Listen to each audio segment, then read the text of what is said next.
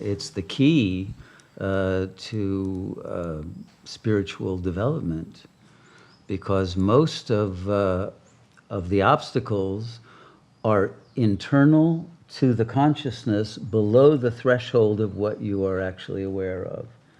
And it's only when the mind becomes very subtle that you can begin to understand yourself in a way that isn't superficial and that isn't based on ideas that you've learned from other people, and that enables you to discern the difference between the ego and the real self, and to be able to stay always in what is real and not buy into a false line of thinking.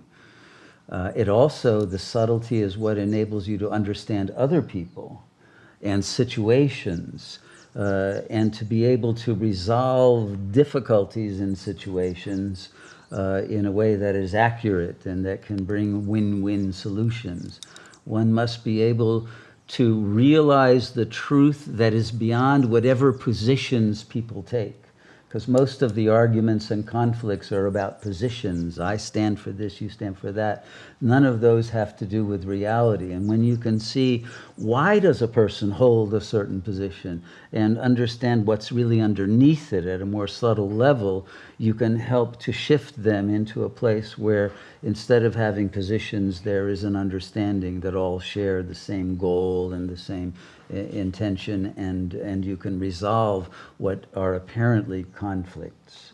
And those conflicts can be internal to different parts of your own mind, that some want this, some want that, and to external situations. So the subtlety is what enables you to know when you should speak and what you should say, and when you should be silent, and when you should act, and when you should be in a state of complete detachment and non-action. The subtlety is what will enable you to be accurate in the way that you live moment to moment, and understand the deepest level of the energy field and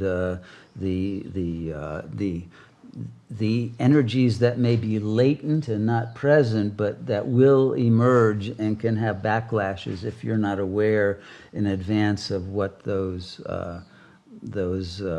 hidden factors are in what bring a person, let's say, to confront you or to want to converse with you or have some relationship, or even within yourself toward others. What is actually motivating me to want to talk to this person, right?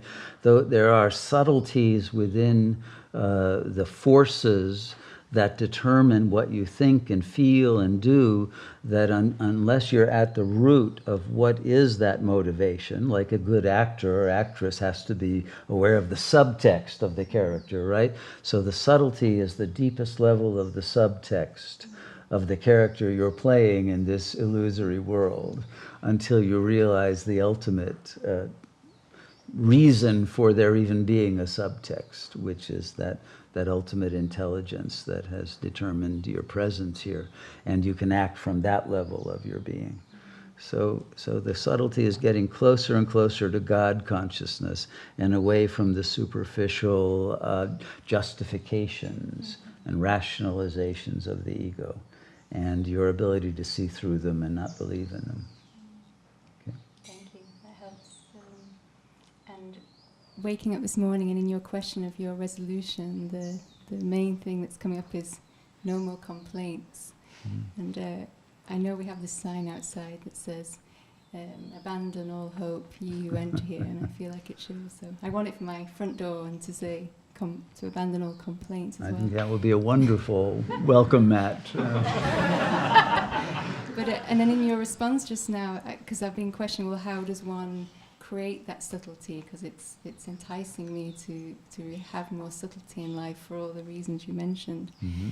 And now I'm seeing this link. I feel if one isn't in the demand and complaint circuit, then there's more space, and maybe that's then where the subtlety can appear. Yes, yes, and as you are implying, a mature being makes no demands. You may still have desires, but you will make no demands on others. And you'll be able to take no for an answer without complaining about it. And give everyone the freedom to do as they must do, and give yourself that freedom, but the freedom to do it, in a sense, enslaved to truth, so that you cannot deceive yourself.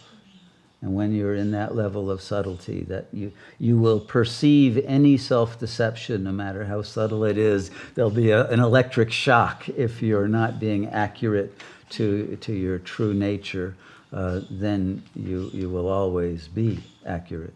So to have true freedom, we must be God's slaves. There's no other way. And that slavery requires tremendous subtlety. How subtle is God? How many people perceive that presence?